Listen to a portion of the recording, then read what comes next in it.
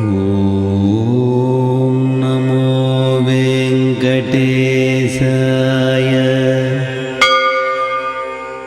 ఓం నమో వెంకటేశాయ.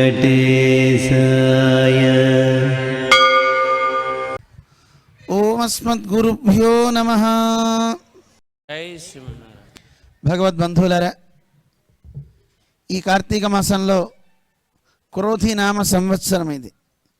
ఇలాంటి పవిత్రమైనటువంటి ఈ కాలాన్ని మనం సద్వినియోగం చేసుకుంటూ కలియుగ నాయకుడైనటువంటి శ్రీ వెంకటేశ్వర స్వామి వైభవాన్ని మనం శ్రవణం చేయాలి అని 7 రోజుల్లో మనం అనుకున్నాం. మొట్టమొదటి రోజు నిన్న మనకి భాగవతమే సరిపోయింది. ఈ రోజు నుంచి ఉన్న రోజుల్లో శ్రీ వెంకటాచల మహాత్మ్యాన్ని మనం తెలుసుకునే ప్రయత్నం చేద్దాం. ఒక్కొక్క యుగానికి ఒక్కొక్క స్వామి ప్రభువుగా ఉండి మనని రక్షిస్తూ ఉన్నాడు. మనకి కృత, త్రేత, ద్వాపర, కలియుగాలు 4 ఉన్నాయి. ఒక్కొక్క యుగంలోనూ ఒక్కొక్క స్వామి ఈ లోకాన్ని మొత్తాన్ని సంరక్షిస్తూ ఉన్నట్టుగా మనకి శాస్త్రాలన్నీ తెలియజేస్తున్నాయి. కృతేతు నరసింహోభూత్. కృతయుగం మొట్టమొదటిది. ఆ కృతయుగంలో నరసింహస్వామి అందరినీ రక్షిస్తూ ఉండేవాట. అందరికీ ఇలవేల్పుగా తానే ఉండేవాడు. త్రేతాయాం రఘునందన. రామావతారం త్రేతాయుగంలో అక్కడున్న వారంతా కూడా రాముణ్ణే ఆరాధిస్తూ ఉండేవారు. రాముడంటే ఎంత ప్రాణమో ప్రతివాడికి. రామాయణం మనం చూసినట్లయితే యశ్చ రామో నపశ్యేత్తు ఎంచ రామో నపశ్యతి. ప్రతివాడు రామచంద్రుని చూడాలని కోరిక ఉంటుందట. పోనీ రాముణ్ణి చూడడం కాదు, రాముడే మనని చూస్తే బాగుండు. ఏది మంచిదరా ఈ రెండిట్లో పిల్లలు? రాముణ్ణి మనం చూడాలా, రాముడు మన్ని చూడాలా? అమ్మా, తెలివిగల వాళ్ళండి కరీంనగర్ పిల్లలు. రాముడే మన్ని చూడాలంటున్నారు. నిజమండి. రాముణ్ణి మనం చూడాలి అనుకుంటే ఎక్కడ కనపడతాడు? కనపడతాడు. కానీ ఆయన్ని రాముడని మనం విశ్వసించాలి కదా. అందువల్ల ఆయనే మన్ని చూస్తే ఎంత బాగుండు. అందుకని రామాయణ కాలంలో ప్రతి ప్రజ కూడా ఇలాగే అనుకునేవారట. రాముని చూడాలి చూడాలి అని తహతహలాడేవారు. చిన్నపిల్లల దగ్గర నుంచి ముసలి వాళ్ళ వరకు కూడా అందరూ కూడా రామ రామ రామ అనుకుంటూ ఉండేవారు. అనుకుంటూ ఇద్దరు ప్రేయసీ ప్రియులు కలిశారనుకోండి, వాళ్ళు ఏం మాట్లాడుకుంటారు? వాళ్ళు ఇదే మాట్లాడుకుంటారు. ఏమే ఈరోజు రాముని చూసావా? లేదు లేదు. నువ్వు చూసావా? ఇలా రాముడిలో ఉన్నటువంటి కళ్యాణ గుణాలని ముచ్చరించుకుంటారు తప్ప వేరు వాళ్ళకి కాలక్షేపం లేదట. అంత గొప్పవాడు శ్రీరామచంద్రుడు. ఒకవేళ గనక రాముణ్ణి వీళ్ళు చూడకపోయినా, రాముడు వీళ్ళని చూడకపోయినా లోకమంతా వాళ్ళని నిందిస్తుందట. అరే వీడు రాముణ్ణి చూడలేదురా, ఎందుకు వీడి బ్రతుకు అనుకునేవారట. ఓ విచిత్రం ఏంటంటే రామాయణ కాలంలో రాముడు అరణ్యవాసాలకి వెళ్ళాడు. ఎన్ని సంవత్సరాలు వెళ్ళాడు అరణ్యాలకి? అబ్బో, మీకు బాగా తెలుసారా పిల్లలు? 14 సంవత్సరాలు. ఆ 14 సంవత్సరాలు అరణ్యవాసానికి వెళ్ళినప్పుడు ఎవరు పుట్టారో ఆ పుట్టిన వాళ్ళని చూసి రాజ్యంలో ఉన్న వాళ్ళంతా తిట్టుకున్నారట. చిచ్చి, వీడు రాముడు లేనప్పుడు పుట్టాడు, రాముడిని వీడు చూడలేదు, రాముడు కూడా వీడిని చూడలేదు, అయ్యయ్యో దౌర్భాగ్యుడు, దురదృష్టవంతుడు అని అందరూ అనుకున్నారట. ఎందుకు? రాముడంటే ఎవరు? ఒక మంచి నాయకుడు, మంచి వ్యక్తి, మంచి పరిపాలకుడు, అలాంటి సాక్షాత్తు మహావిష్ణువు కదా ఆయన. అలాంటి ఆయన చూస్తే మంచిది కదా. అలాంటి వారి చూపు పడింది అనుకోండి, మన రేఖలన్నీ మారిపోతాయి. మంచి వాళ్ళ దృష్టి ఎప్పుడు మన మీద పడాలి. పడాలా వద్దా? అందరూ మనని చూడాలనుకోవాలి, మంచివాళ్ళు మనని చూడాలి. కానీ ప్రతి వాళ్ళు అనుకుంటారు, నేను వేసుకున్న డ్రెస్ చూసి నన్ను అందరూ మెచ్చుకోవాలి, నేను బాగా మేకప్ వేసుకోవాలి అనుకుంటారు. కానీ మంచి వాళ్ళ చూపు ఎప్పుడు పడుతుంది మన మీద? మనం వేసిన డ్రెస్ వల్ల, మనం వేసినటువంటి వేషాల వల్ల కలగదు. మంచి సత్ప్రవర్తన మనలో ఉందనుకోండి, మంచి వాళ్ళు చూస్తారు. ఇప్పుడు చూడండి పిల్లలు, మీరందరూ వెంకటేశ్వర స్వామి గుడికి వచ్చారా లేదా? వచ్చిన మీ అందరినీ ఇంతమంది పెద్దలు చూస్తున్నారా లేదా? వేద పండితులు ఇక్కడున్నారు, మహాభక్తులు ఇక్కడున్నారు. వీళ్ళందరూ ఇందాక కారు దిగ్గానే మా వాళ్ళంతా చెప్తున్నారు, మా ఊరి పిల్లలు వచ్చారండి, మా పిల్లలు వచ్చారండి అని చెప్తున్నారు. ఎంత ఆనందమో వాళ్ళకి. మంచి మాట వినడం చాలా మంచిదండి. మంచి మాటలు ఎన్ని ప్రోగు చేసుకుంటే అంత మనం గొప్పవాళ్ళం అవుతాం. అవుతామా కదా పిల్లలు? మీరు రోజు వస్తారో రారో నాకు తెలియదు, కానీ ఈరోజు దొరికారు కనుక మీకు అందరికీ మంచి మాట చెప్తా. చెప్పమంటారా? మంచి మాట. రామచంద్రుడు చాలా గొప్పవాడు. ఎందుకయ్యాడంత గొప్పవాడు? ఆ రాముడిలో మంచి మాట ఉంది. ఉందా లేదా? మంచి మాట అంటే ఏమిటో తెలుసునా? మంచి మాట అంటే ఎవరు చెప్తారు పిల్లలు? చెప్పండి. మంచి మాట మాట్లాడగలరా? మాటని మంచిగా ఎంతమంది మాట్లాడగలరా? మంచిగా మాట్లాడడం. ఇద్దరు పిల్లలు ఎత్తారు. చెప్తావా మంచి మాట? ఏమిటి మంచి మాట అంటే? మనం మాట్లాడే మాట ఎదుటివాడికి తీయగా ఉండాలి. ఎలా ఉండాలి? మరి మనం మాట్లాడితే తీయగా ఉంటుందా? టీచర్ గారు చెప్పారు, ఎవరే మాట తీయగా ఉండాలిరా అని. వెంటనే టీచర్ అని చేయి చాచట. ఏమిటి అని అడిగింది ఆవిడ. చాక్లెట్ ఇవ్వండి టీచర్ అన్నట్ట. చాక్లెట్ ఎందుకురా? నోట్లో పెట్టుకుంటే తీయగా ఉంటుంది కదా, అప్పుడు మాట్లాడతా అన్నట్ట. అప్పుడు టీచర్ చెప్పింది, ఒరే చాక్లెట్లో కలాకండో తింటే నోట్లో పెట్టుకుని మాట్లాడితే నోరు తీయగా ఉంటుంది తప్ప మాట తీయగా ఉంటుందా? మాట తీయగా ఉండడం అంటే నువ్వు మాట్లాడే మాట ఎదుటి వ్యక్తికి కష్టాన్ని తేకుండా ఉండాలి కదా, ఎవరికి కూడా ఇబ్బందులు కలిగించకూడదు. అలా తీయగా మాట్లాడమన్నారు కదా అని అబద్ధాలు ఆడకూడదు. చూసారా ఎంత మనకి నియమమో శాస్త్రం చెప్తుందో? సత్యం బ్రూయాత్, సత్యం మాట్లాడు. కానీ అది ఎలా ఉండాలి? మాట్లాడే మాట ప్రియం బ్రూయాత్, తీయగా ఉండాలి. అలా అని తీయగా ఉండాలి కదా అన్నారని అబద్ధాలు చెప్పకు. ప్రియంచ నానృతం బ్రూయాత్, మాట్లాడమన్నారు కదా తీయగా అని అబద్ధాలు ఆడకు. మంచి మాట్లాడు. మంచి మాట్లాడడం వల్ల ఎంత గొప్పతనమో తెలుసా అండి? రామచంద్రుడు సకల లోకాల్ని గెలిచాడండి. ఆయన సామాన్యుడు కాదు. రాముని ఒక్కడిని చూస్తే చాలు మనం అన్నీ తెలుసుకోగలుగుతాం. ఏం చేశాడు రామచంద్రుడు? ఒక్క మాట. ఎక్కువ వాగుడుకాయ కాదు రాముడు. ఆయన మితభాషీచ రాఘవ. చెప్పండి పిల్లలు, ఏమంటారు రాముణ్ణి? మితభాషి. మితభాషి అంటే తక్కువ మాట్లాడతాడు. తక్కువ మాట్లాడడం అంటే అర్థం ఏంటి? ఎప్పుడన్నా టీచర్ గారు అడిగిందనుకో, అడిగినప్పుడు సమాధానం చెప్పాలి. అంతే తప్ప రాముడు మితభాష కనుక నేను మాట్లాడను అన్నారనుకోండి దెబ్బలు పడతాయి. ఎక్కడ ఏమడుగుతారో, ఎక్కడ ఏ సందర్భమో ఆ సందర్భాన్ని బట్టి మాట్లాడాలి. అలా మాట్లాడే మాటలో ఎక్కడా కూడా అతి ఎక్కువ లేకుండా ఉండాలి. మితంగా మాట్లాడాలి. ఎదుటివాడితో ఎక్కువ మాట్లాడించాలి. అప్పుడు ఎదుటివాడిలో ఉన్నటువంటి లోపాలన్నీ మనకి తెలుస్తాయి తెలియవా? ముందు మనం బాగా ఎదుటివాడిని ఏం మాట్లాడుతున్నాడు, ఏమిటి వాడు అని వాడిని బాగా పరిశీలించాలి. అంతేగాని ఒక కొత్త వ్యక్తి దగ్గరికి వెళ్ళి మనమే మాట్లాడేసాం అనుకోండి, మన లోపాలన్నీ బయటపడతాయి. అందుకని ఏం చేయాలి? అవతల వాడిని మాట్లాడించాలి. అలా అని మౌనంగా కూర్చోకూడదు. రామచంద్రుడు మితంగా మాట్లాడతాడు, కానీ ఎదుటివాడి కంటే ముందే పలకరిస్తాడట. ఏమని? పూర్వభాషీచ రాఘవ. ఏమంటారు? ఈ రెండు గుర్తుపెట్టుకోవాలి. మొట్టమొదటిది ఏం చెప్పాను? మితభాషి, తక్కువ మాట్లాడతాడు. రెండోది ఏం చెప్పాను? పూర్వభాషి, వాళ్ళకంటే ముందు పలకరిస్తాడు. ఇప్పుడు ఇద్దరు ఫ్రెండ్స్ కలుస్తున్నారు అనుకోండి, అట్నుంచి నువ్వు వస్తున్నావు, ఇటు నుంచి వీడు వస్తున్నాడు. వస్తుంటే ఎవరు ముందు పలకరించాలి చెప్పండి? మనం ఏమనుకుంటాం? వాడే నన్ను పలకరించాలి. అప్పటిదాకా నేను పక్కకి తిరిగి చూస్తుంటా. ఉండొచ్చా అలాగా? ఉండొచ్చా? ఉండకూడదు. మన వాళ్ళు చాలామంది చేస్తారండి అలాగా. మనమే ఎందుకు వెళ్ళి పలకరించాలి? మనం చూడనట్టుందాం, వాడేమన్నా ఒరే చంద్రం బాగున్నావా అంటాడు కదా, అప్పుడు పలకరిద్దాం. అలా చేయకూడదు. రామచంద్రుడు ముందే పలకరిస్తాట, ఏమో బాగున్నావా అని. అయితే అలా పలకరించేటప్పుడు కూడా సీరియస్గా ఉండకూడదు. రాముడు ముందు మాట్లాడినా స్మితభాషి అంటారు. ఏమంటారు? స్మితభాషి. స్మితం అంటే నవ్వుతూ మాట్లాడడం, నవ్వుతూ ఎదుటివాడిని పలకరించడం. అలా అని వెకిలి నవ్వకూడదు. నవ్వచ్చా? మీ ఫ్రెండ్ కనపడ్డాను బాగున్నారా అన్నాం అనుకోండి, ఏమంటాడు?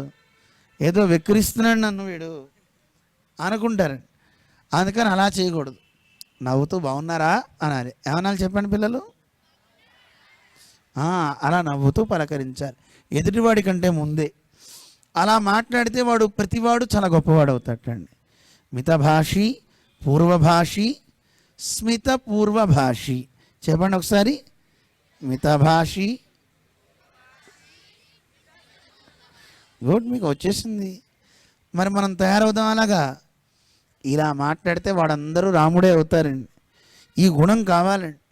అందుకే రాముడిని చదవండి, రామాయణం చదవండి అంటారు. రాముడి గురించి తెలుసుకుంటే మనం కూడా గొప్ప వ్యక్తులం కాగలుగుతాం. ఏం చేశాడో తెలుసా అండి రామచంద్రుడు? గురు శుశ్రూషయా విద్య. గురువు దగ్గర శుశ్రూష చేసి విద్య మొత్తం నేర్చేసుకున్నట్ట. ఏం నేర్చుకున్నాడు? విద్య. శుశ్రూష అంటే ఏమిటి అర్థం? 2 అర్థాలు ఉన్నాయి. శుశ్రూష అంటే సేవ చేయడం, శ్రోతుమిచ్చు శుశ్రూష బాగా వినాలనే కోరికతో ఉండడం. మీకు కూడా వినాలని ఉంది. ఇందాక చూసా, వచ్చినప్పుడు పిల్లలందరూ ఉన్నారు, మనకెందుకులే అని వెళ్ళిపోయారు. మళ్ళీ వచ్చారు, చక్కగా కూర్చున్నారు. శ్రద్ధాళువులే మీరందరూ, గొప్పవాళ్లే. వినాలని కోరుకుందా లేదా? గుడ్, మంచివాళ్ళు. వినాలనే కోరిక ఉంటే వాడు కూడా గొప్పవాడు అవుతాడండి. ఏది పడితే అది వినకూడదు. ఇది వింటున్నా నాకేం ప్రయోజనం, ఈరోజు విన్నదాని వల్ల నేనేమిటి, ఏం సాధించా. స్కూల్లో కూడా అండి మీరు గమనించండి, మళ్ళీ మీరు పుస్తకం పట్టుకోకుండా ఉండే మాట చెప్తా నేను. అస్సలు చదవక్కర్లా, టీచర్ చెప్పేటప్పుడు శ్రద్ధగా వింటే. అర్థమవుతుందా? మన గురువు చెప్పేది బాగా విన్నాం అనుకోండి, దృష్టి అంతా అక్కడే పెట్టి అసలు ఏం చెప్తున్నారు, ఈ చెప్పేదాని వల్ల నాకేంటి లాభం అనుకున్నాం అనుకోండి, చెప్పేదంతా మనకి లోపలికి వెళ్తుందా వెళ్ళదా బుర్రలోకి. ఆ తర్వాత మళ్ళీ మీరు పుస్తకం చూశారనుకోండి, ఒకసారి చూద్దాం ఏం చెప్పారు. ఓ, టీచర్ చెప్పిందంతా ఇందులోనే ఉంది, ఇందులో లేనిది ఏది చెప్పారండి. కానీ కొన్ని సొంతగా కూడా చెప్తారు, అవి గుర్తుపెట్టుకోవాలి, దాన్ని పొందుపరుచుకోవాలి. అప్పుడు మీకు పరీక్షల్లో బాగా మార్కులు వస్తాయి. ఊరికి బట్టి కొట్టక్కర్లేదు. అలాగే మీ ఫ్రెండ్స్తో చదువుకుంటున్నారనుకోండి, వాడితో షేర్ చేసుకోవచ్చు. వాడు చదివేటప్పుడు వినండి. వినడం వల్ల బాగా చదువు బాగా వస్తుంది, జ్ఞానం పెరుగుతుంది. అందుకే బహుధా శ్రోతవ్యం ఏమంటారు? ఎక్కువ వినాలి. పెద్దలు ఎవరు చెప్తున్నా వినాలి. అలా ఎవరు వింటాడో, విన్నవాడు ఎవ్వడు అని పట్టలేరు, అంత గొప్పవాడు అవుతాడు. మనం చదవాలంటే కొంతే చదువుతాం, కానీ పెద్దవాళ్ళు, ఇప్పుడు టీచర్ గారు చూడండి, మనం ఏం వర్క్ చేయక్కర్లా. నిజానికి హోంవర్క్ చేయాల్సింది ఎవరు? టీచర్ గారా స్టూడెంటా? టీచరే. నిజమండి. ఒక పాఠం చెప్పాలి అంటే, ఇప్పుడు చూడండి, నేను ఇక్కడ మీకోసం చెప్పాలి అంటే నేను చదువుకుని రావాలి కదా. నేనేం చదువుకోకుండా ఇక్కడికి నేను వచ్చి చెప్తే వస్తుందా మీకు? చెప్పండి. అలాగా మీరు ఇప్పుడు ఏమైనా చదువుకుని వచ్చారా ఇక్కడికి? ఏమండి, మీరేం చదువుకుని రాలా. వెంకటేశ్వర స్వామి గురించి చెప్తారట స్వామి అంటే మీరు చదువుకొని వచ్చారా? మీరు ఖాళీగా వచ్చారు, బుర్ర ఖాళీ చేసుకొని. ఇక్కడికి వచ్చిన తర్వాత నింపుకుంటారంతే. ఇక్కడ ప్రిపేర్ అవ్వాల్సింది ఎవరు? చెప్పేవాడు. మీరు ప్రిపేర్ అవ్వాలి. మీరేమని ప్రిపేర్ అవ్వాలి? గుడ్. చిన్నపిల్లలకు ఒకసారి క్లాప్స్ కొట్టాలండి, ఎంత బాగా చెప్తున్నారు పిల్లలు. వినడానికి ప్రిపేర్ అవ్వాలి వాళ్ళు. వండేవాడు వండుతాడు, వాడు ప్రిపేర్ చేశాడు. మరి తినేవాడు కూడా తినడానికి వాడు ప్రిపేర్ అయ్యి ఉండాలి, నేను తినాలి అని. అలా అనుకున్నాం అనుకోండి, అప్పుడు చక్కగా స్వాదిష్టంగా మంచిగా తినచ్చు. అందుకని రామచంద్రుడు ఏం చేశాడు? గురువుల దగ్గర శుశ్రూష చేసి గురువుల్ని గెలిచాడు. శుశ్రూష అనే పదానికి 2 అర్థాలు చెప్పా. ఏమేంటిది? గుడ్. సేవ చేయడం, వినడం, 2 అర్థాలు ఉన్నాయి. చూడండి, మీరు మీ గురువుకి సేవ చేశారనుకోండి, ఏమవుతుంది అప్పుడు? మీ గురువుని మీరు గెలుస్తారా గెలవరా? ఎలా గెలవాలి గురువు గారిని? మీరు చాలా చాలా తెలియగలవాళ్ళారా. సేవ చేసి గురువుల్ని గెలవాలి. రాముడు అలా గెలిచేటండి. గురువుగారు కనపడగానే నమస్కరిస్తాడట, సాష్టాంగం చేస్తాడట. ఎంత గొప్పతనం అండి. రామచంద్రుడు విశ్వామిత్రుడు అనే ఋషి దగ్గరికి వెళ్ళి వాళ్ళ నాన్నగారిని అడిగాడు దశరథుడిని, విశ్వామిత్రుడు వీళ్ళిద్దరిని పంపవయా అని. సరే పంపిస్తున్నాను. పంపిస్తే రాముడు సాష్టాంగ నమస్కారం చేశాడు. ఇమౌ స్వముని శార్దూల, హే మునిశార్దూల అంటే మునుల్లో గొప్పవాడా, మేమిద్దరం కింకరులం నీకు. కింకరుడు అంటే అర్థం కింకరోమి కింకరోమి అని అడుగుతాట. ఏమని అడుగుతాడు? ఏం చేయమంటారు, ఇంకేం చేయమంటారు అని అడుగుతారట. ఒక పని చెప్పారనుకోండి, ఆ ఒక్క పని చేసే సమయం అయిపోయింది అనుకుని వెళ్ళిపోవచ్చా? ఏం చేయాలి? గురువుగారు పని చెప్పారు, చేసేసాం, చేసి మళ్ళీ వెళ్ళి చేతులు కట్టుకోవటం. ఏమంటారా వచ్చావు, గురువుగారు పని అయిపోయింది, ఇంకేమైనా చేయమంటారా, కింకరోమి అనాలట. సరే అది చేసావా, ఇది చేయరా అని చెప్తారు. మళ్ళీ వెళ్ళి పని చేసుకుని మళ్ళీ చేతులు కట్టుకుంటారట. ఏమిట్రా మళ్ళీ వచ్చావు, పని అయిపోయింది, కింకరోమి, ఇంకేం చేయమంటారు, ఇంకేం చేయమంటారు అని అడిగేవాడిని ఏమంటారు, కింకరుడు. ఇప్పుడు అలాంటి కింకరులు ఎవరు లేరండి. ఒక పని చెప్పామనుకోండి, కింకరోషి కింకరోషి అని గురువు అడగాలి, ఎరా ఏం చేసేవరా ఏం చేసేవరా అని. వాడు సెల్ ఫోన్ చూస్తుంటాడు, వాడు సెల్ ఫోన్ చూస్తూ ఉంటాడు. అప్పుడు గురువుగారు అనుకుంటారు వీడికి చెప్పే బదులు మనం చేసుకోవడం మంచిదని. ఏది మంచిది చెప్పండి రా, కింకరులుగా ఉండాలా వద్దా? అలా కింకరులం మనం అయితే గురువు అమితానందమై ఆ గురువు తను అన్నీ చెప్పేస్తట. అలాగా రామచంద్రుడు గురు శుశ్రూషయా విద్య, గురువులను ఎందరినీ కూడా సేవ చేసి వాళ్ళందరి దగ్గర విద్యను ఆర్జించేశాడు, విద్య మొత్తాన్ని స్వీకరించేశాడు. అలాగా ఇక దీనులు అంటారా, ఎవరన్నా దీనులు కనపడితే వాళ్ళందరినీ దానేన రాఘవ, దీనులందరికీ దానాలు చేసి వాళ్ళ మనస్సులు గెలిచేట రామచంద్రుడు. ఎవరికైనా లేని వాళ్ళు కనపడితే వాళ్ళకి ఏమైనా ఇచ్చేవాడు, పండో కాస్త ధనము ఏదో ఇచ్చి వాళ్ళని సత్కరించి వాళ్ళని ఆనందింపజేసేవాడు. ఇది రాముడు గుణం అండి. ఇక శత్రువును కూడా గెలిచేవాడు. శత్రువుని ఎలా గెలిచాడు? యుధి శాత్రవాన్, యుద్ధంతో శత్రువుని గెలిచేవాట. ఇన్ని గుణాలు ఉన్నాయండి రామచంద్రులో. ఇప్పుడు మీరు చెప్పండి, రాముడు సామాన్యుడా? మరి రాముని చూసి మనం అన్నీ నేర్చుకోవాలా వద్దా? అంత గొప్ప పరాత్పరుడు శ్రీరామచంద్రుడు. ఆ రామచంద్రుడు ఎవరో కాదు, ఆ రామచంద్రుడే తిరుమల వెంకటేశ్వర స్వామిగా 7 కొండల మీద ఉన్నవాడు. అవునా కాదా? ఎలా చెప్పండి? రాముడు ఏ యుగంలో దైవం అని చెప్పాము మీ అందరికీ? త్రేతాయుగంలో ఆయన దైవం కదా. మరి కలియుగ దైవంగా ఆయన మనకెందుకు కనబడుతున్నాడు, మనకెందుకు సాక్షాత్కరిస్తున్నాడు అంటే సాక్షాత్తు ఆ శ్రీరామచంద్రుడే వెంకటేశుడు. అందుకే మనం ఆయన ఏమని కీర్తిస్తాం? కౌసల్యా సుప్రజారామ. రాదా? చదవండి మరి. చాలు, మీకు వచ్చేసింది సుప్రభాతం కూడా. మీరు ఏ స్కూల్లో కానీ బ్రహ్మాండంగా అన్నీ నేర్చేసుకున్నారా? మీ టీచర్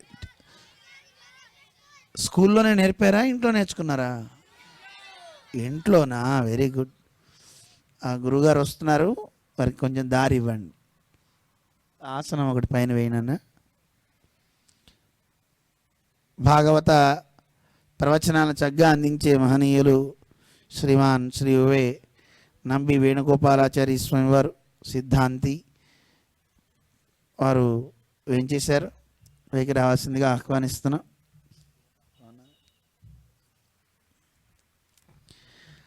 అందువల్ల ఆ కొండ మీద ఉన్నవాడు సాక్షాత్తు రాముడే. గురు శుశ్రూషయా విద్య, గురువుల దగ్గర శుశ్రూష చేసి గురువుల్ని గెలిచాడు.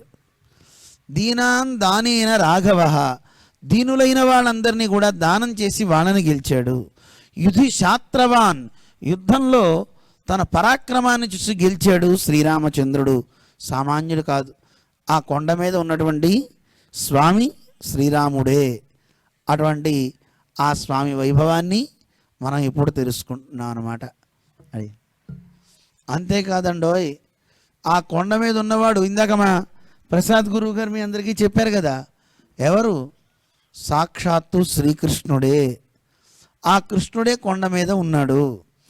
అందుకే మన పెద్దలు వెంకటేశ్వర స్వామి సుప్రభాతంలో మనకి తెలియజేశారు.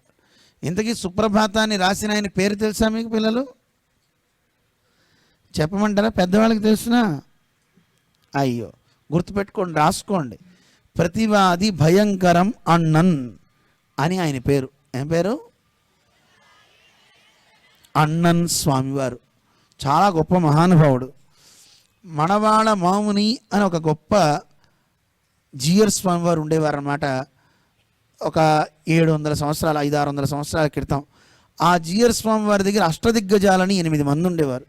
ఆ అష్టదిగ్గజాల్లో ఒకరు ప్రతివాది భయంకరం అన్నన్ స్వామి. ఆయన కొండ మీదకి వెళ్ళి స్వామిని ప్రార్థన చేసినప్పుడు ఆయన పాండిత్యాన్ని చూసి గురువుగారు అన్నారట, ఏమైనా నువ్వు సంస్కృతంలో దిట్ట కదా, తిరుమల వెంకటేశ్వర స్వామి మీద సుప్రభాతం రాయి అన్నట్ట. అన్నప్పుడు ఆయన అడిగారట, స్వామి ఏదైనా ముందు గురువుగారు ఒక్క శ్లోకం కటాక్షిస్తే ఆ తర్వాత నేను దాన్ని రాస్తానండి అన్నారు. అప్పుడు మనవాళ మామునుడు ఆయన చెప్పారు మొట్టమొదట శ్లోకం. విశ్వామిత్రుడు రామచంద్రుడు సౌందర్యాన్ని చూసి మేలుకొలిపాడు కదా, మేలుకొలిపినప్పుడు ఏమంటూ పాడాడు? కౌసల్యా సుప్రజా రామ. ఆ శ్లోకమే మొట్టమొదట పెడుతున్నాను, ఎందుకంటే కొండ మీద ఉన్నవాడు కూడా రాముడే. ఇది మనకి పురాణాలు చెప్పాయి. సాక్షాత్తు వెంకటేశ్వర స్వామి ఆ కొండ మీదకి వేంచేసినప్పుడు ఎప్పుడో అందరికీ సాక్షాత్కరిస్తూనే ఉన్నాడు. అలా వేంచేసినటువంటి స్వామి లక్ష్మి అసలు రావడానికి గల కారణం ఒకటి ఉందండి. భృగు మహర్షి పేరు విన్నారు కదా, ఆయన ముల్లోకాలలో అందరికంటే గొప్ప దేవత ఎవరో తెలుసుకోవాలి అని ఋషులందరూ అడిగితే భృగు మహర్షి పైకి వెళ్ళాడు. అన్ని లోకాలకి వెళ్తూ ముందు బ్రహ్మలోకానికి వెళ్ళాడు. బ్రహ్మలోకంలో వీణా గానంలో లోలుడైపోయి ఆయన ఆనందిస్తూ సృష్టి చేసుకుంటున్నాడు బ్రహ్మగారు. ఆయన చూశాడు, ఆయన కనీసం పలకరించలేదు, చూడలేదు. శాపం పెట్టేట భృగు మహర్షి, నా అంతటి వాడు వస్తే నన్ను చూడవా, ఇగో నీకు ఇప్పుడే శాపం ఇస్తున్నా అంటూ ఆయన్ని శపించేశాడు. నీకు అసలు ఆలయాలే ఉండవు, పో, నీకు పూజే ఉండదు అన్నాడు. కానీ బ్రహ్మగారికి ఎక్కడన్నా ఆలయం ఉందా? మామూలుగా ఎవరైనా ప్రతిష్ఠ చేస్తే చేయొచ్చు, కానీ శ్రీరంగానికి పక్కన మనకి బ్రహ్మగారి ఆలయం ఉంది. మహావిష్ణువు యొక్క ఆలయం, ఆ పక్కనే బ్రహ్మగారు రుద్రుడు కూడా ఉంటారు. రుద్రుడు ఎక్కడైనా శివలింగ రూపంలో ఉంటారు, కానీ అక్కడ రుద్రుడు మామూలుగా మూర్తి రూపంలో మనకి అక్కడ సాక్షాత్కరిస్తారనమాట. అటువంటి గొప్ప స్థానం. బ్రహ్మగారికి కూడా ఒక ఆలయం ఉంది. అటువంటి బ్రహ్మగారికి శాపాన్ని పెట్టాడు. సరస్వతీదేవి శపిస్తా అంది, కానీ బ్రహ్మ వారిస్తాడు వద్దని. అక్కడి నుంచి కైలాసానికి వెళ్ళాట. రుద్రుడు కైలాసంలో పార్వతీదేవితో కలిసి తాండవం ఆడుతున్నాడు. ఆ సమయంలో రుద్రుడు చూడల, కినుకు వహించాడు భృగు మహర్షి. ఎంత తామస ప్రవృత్తి, నేను వస్తే కనీసం చూడడా అని తామస ప్రవృత్తి కలిగి ఎప్పుడు నువ్వు ఉంటున్నావు గనక నీకు లింగ రూపంలోనే ఆరాధన కలుగుతుంది అంటూ ఆయన శాపం పెట్టాడు. అక్కడి నుంచి వైకుంఠానికి వెళ్ళాడు. పాల సముద్రంలో లక్ష్మీదేవి దగ్గర ఉన్నట్ట స్వామి. లక్ష్మి పాద సంవహనం చేస్తుంది. ఆ సమయంలో భృగు మహర్షి వెళ్ళాడు. స్వామి ఈయన చూడల, జగన్నాటక సూత్రధారి మహావిష్ణువు వెళ్ళి ఒకసారి తటాలున పాదంతో వక్షస్థలాన్ని కొట్టేసరికి అది లక్ష్మీదేవి ఉండే స్థానం కదా. వెంటనే స్వామి మహావిష్ణువు చూసి, అయ్యయ్యో ఎంతటి పెద్దలు మీరు వచ్చారు, మీ పాదం కందిపోయిందేమో అని పాద సంవహనం చేసేట విష్ణువు. ఎంత గొప్పవాడో చూడండి. చేస్తూ చేస్తూ ఆయన మూడో కన్ను లోపల ఉన్న దాని కన్నుని అణిచేశాడు అని అంటారు. అంటే చూడండి, లక్ష్మీదేవి అలిగిందట, నా నివాస స్థానాన్ని తన పాదంతో అపవిత్రం చేశాడే, అయినా నువ్వు అతన్ని ఏం చేయలేదు కనుక నేనుండను, నేను వెళ్ళిపోతున్నానని లక్ష్మీదేవి పాల సముద్రంలోకి వెళ్ళిపోయింది. ముల్లోకాల్లో ఐశ్వర్యం లేదు, కానీ భృగు మహర్షి చూశాడు, ఆనందించి వెళ్ళిపోయి ఋషులకి చెప్పాటయ్యా, అందరిలోకి సాత్విక దైవం ఎవరు అంటే మహావిష్ణువు అని చెప్పాడు. ఆయన వ్రతం అయిపోయింది. కానీ మరి మహావిష్ణువు లక్ష్మి లేకపోతే ఉత్తనారాయణుడు అయిపోయాడు. ఇంట్లో చూడండి, ఇంటావిడ లేకపోతే పిచ్చెక్కుతున్నాయి కదా. కొంతమందికి ప్రశాంతంగా ఉంది, అమ్మాయ పోయిందిరా ఈవిడే అని, అలాంటి వాళ్ళు ఉంటే. కానీ కొంతమందికి భార్యామణి లేకపోతే అయ్యో, శ్రీమతి లేకపోతే ఉన్నమతి పోతుందండి వాడికి. అందుకని పాపం భార్య లేకపోయేసరికి ఆవిడని వెతుక్కుంటూ ఆయన తిరుమల కొండ చేరాడు. చేరి అక్కడ పుట్టలో వరాహస్వామి అక్కడ వేయించేసి ఉన్నటువంటి ఆ పుట్టలో స్వామి వెళ్ళి ఆ పుట్టలో నివాస స్థానంగా ఉంటూ మతి భ్రమించిన వాడు ఎలా ఉంటాడో అలా ఉన్నట్టండి. ఒకసారి అంటట, నేను రాముణ్ణి అంటట. నువ్వు రాముడివా? మరి రాముడైతే నీ ఇల్లేదయా? ఏ ఊరినిది? అయోధ్య అన్నాడు. ఏది అయోధ్య? ఈ పుట్టను చూపించి ఇదే అయోధ్య అన్నట్ట. అందరు నవ్వుకున్నారట. మరి సరయూ నది ఏది? అదిగో ఆ పుష్కరణుందే, అదే సరయూ నది అన్నట్ట. మరి నీ తమ్ముడు లక్ష్మణస్వామి లేకుండా ఉండవు కదా, ఏడి ఆ లక్ష్మణుడు? ఇదిగో ఈ పర్వతమే లక్ష్మణుడు. పర్వతం అంటే ఎవరు? ఆదిశేషుడు. అందులో ఆదిశేషుడు అండి ఈయన అన్నట్ట. ఓహో, సరే రాముట్టరా చూద్దామని అందరూ అనుకున్నారు. కానీ మళ్ళీ ఒకరోజు అయిన తర్వాత నేను కృష్ణుడిని అన్నట్ట. నువ్వు కృష్ణుడివా? ఏమయ్యా, కృష్ణుడు ఏ ఊరిలో ఉంటాడో చెప్పవయ్యా. నీ ఊరు పేరేంటి? రేపల్లె. ఏది? ఇదిగో ఈ పుట్టే రేపల్లె అన్నట్ట. మరి యమున అనేది ఎక్కడుంది? అదిగో యమున, ఆ స్వామి పుష్కరణి అన్నట్ట. తిరుమల చూసారా పిల్లలు? ఎంతమంది చూశారు? అక్కడ స్వామి పుష్కరణి నదిని చూసారా? చిన్న సరస్సు. ఎంతమంది చూశారు? చూసారా? స్నానం చేశారా? అబ్బో, మంచోళ్ళేరా. అటువంటి గొప్ప చాలామందిని అడిగాను, పుష్కరిని చూసారా అంటే తెలియదు అన్నారు. మరి వరాహస్వామిని చూసారా? తక్కువ మంది చేతులు ఎత్తుతున్నారు. మేము వెళ్ళిన చోట అడిగితే ఎవరు చూడలేదన్నారు. వెంకటేశ్వరం చూసావా? చూడలేదన్నాడు. అదేమిటంటే పక్క వాళ్ళు ఆగేసాడండి నేను. మరి ఏం చూసావరా? లడ్డూ రుచి చూశానండి. అక్కడికి వెళ్ళి లడ్డూను పులిహార ఇవి తింటున్నారు తప్ప కొనుక్కొని. దేవుణ్ణి చూద్దాం, అక్కడున్న సరస్సులు చూద్దాం. 60,000 కోట్ల తీర్థాలు ఉన్నాయండి ఆ కొండ మీద. ఎన్ని తీర్థాలు? 60,000 కోట్ల తీర్థాలు ఉన్నాయి. మనకు ఒక పుష్కరిణి చూస్తున్నాం, ఇంకా చాలా ధారలు ఉన్నాయి. ఇప్పుడు చెప్తా మీకు. కుమారధార, అలాగే మనం చూస్తూ ఉంటే అసలు ఎన్ని పుష్కరులు ఉన్నాయో. జాబాలి తీర్థం, కాయరసాయన తీర్థం, అది చాలా అద్భుతమైన తీర్థం అండి. కాయరసాయన తీర్థం తెలుసా మీకు? కాయరసాయన తీర్థం, కాయరసాయన తీర్థం ఒక తీర్థం ఉందండి. అందులో ఎండిపోయినటువంటి ఒక చెట్టు ఆకు పడింది అనుకోండి, చెట్టుకున్నప్పుడు ఎలా నవనవలాడుతుందో అలా నవనవలాడుతుంటండి అందులో పడితే. ఎవరైనా ముసలివాళ్ళు అలాంటి వాళ్ళు కనుక ఆ నదిలో దిగితే, అంటే ఆ సరస్సులో దిగితే, వాడి దేహం వజ్రదేహం అయిపోతుంది. ఏమవుతుంది? వజ్రదేహం అవుతుంది. చెప్పమంటారా మీ అందరికీ ఆ తీర్థం ఎక్కడుందో? కావాలా? ముసలితనం ఎంతమందికి వద్దు? మిమ్మల్ని చిన్నపిల్లలు ఎత్తుతున్నారు కానీ ముసలాళ్ళు ఎత్తట్లేదు. ముసలితనం అంటే ఎవరికైనా ఇష్టం ఉంటుందా పిల్లలు? ఎందుకు ఇష్టం ఉండదు? మన పని మనం చేసుకోలేము, చాలా కష్టం. కానీ వద్దన్న ఆగుతుందా? ఆగదు. చిన్నపిల్లలు పెద్దవాళ్ళై తప్పకుండా ముసలివాళ్ళం అవుతాం, అందరం అవుతాం, ఎవరైనా అవుతారు. కానీ ముసలితనంలో కూడా గట్టిగా ఉండాలా వద్దా? ఉండాలి. అలాంటి వార్ధక్యం మనకి ఏ రకమైన ఇబ్బంది కలిగించకూడదంటే మనం ఏం చేయాలి? ఆరోగ్యంగా ఉండాలి. కాయరసాయన తీర్థంలో మునగాలి. మునిగితే వాళ్ళకి ముసలితనం పోతుంది. కానీ ఆ తీర్థం ఎక్కడుందో ఎవరికి తెలియదండి. సనత్ కుమారుడు, రాబోయేది కలియుగం, మనుషులంతా కూడా దుర్మార్గ ప్రవృత్తి కలిగి ఉంటారు. స్వార్థం కోసం తాము పరితపిస్తూ ఉంటారా చెప్పండి. ఇదివరకు దేవుడు అంటే భయం ఉండేది. గుళ్ళో దేవుడు సొమ్మంటే ముట్టుకునేవారు కాదు. ఇప్పుడు గుడిని, గుళ్ళో లింగాన్ని కూడా మింగేస్తున్నారు. దేవుడు ఆస్తులనే తినేస్తున్నారు. భయమే లేదు. మరి ఎలా చెప్పండి? అందుకోసమే ఈ తీర్థం అందరికి కనపడకూడదని ఒక బండరాయి వేసి మూసేశారట.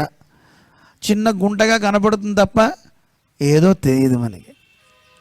అలా ఒక కాయరసాయన తీర్థం అనేది మనకు కనపడటంలా ఉంది. కానీ మనం ఎక్కడ తిరుగుతామండి? ఆ పర్వత చర్యల్లో ఎన్ని తీర్థాలు ఉన్నాయి చూసారు ఎవరైనా కొన్ని తీర్థాలు? కనీసం ఆకాశ గంగా తీర్థం చూసారా, జాబాలి తీర్థం, ఎన్ని తీర్థాలు ఉన్న తీర్థాలు కూడా మనం ఎవరు చూడటల్లా. అలాంటి ఎన్నో పుష్కరణలు తీర్థాలు నిలవైనటువంటి కొండ ఆ తిరుమల కొండ. ఆ కొండ వైభవాన్ని చెప్పడం ఎవ్వరి తరం కానే కాదని మనకి పురాణాలు చెప్తున్నాయి.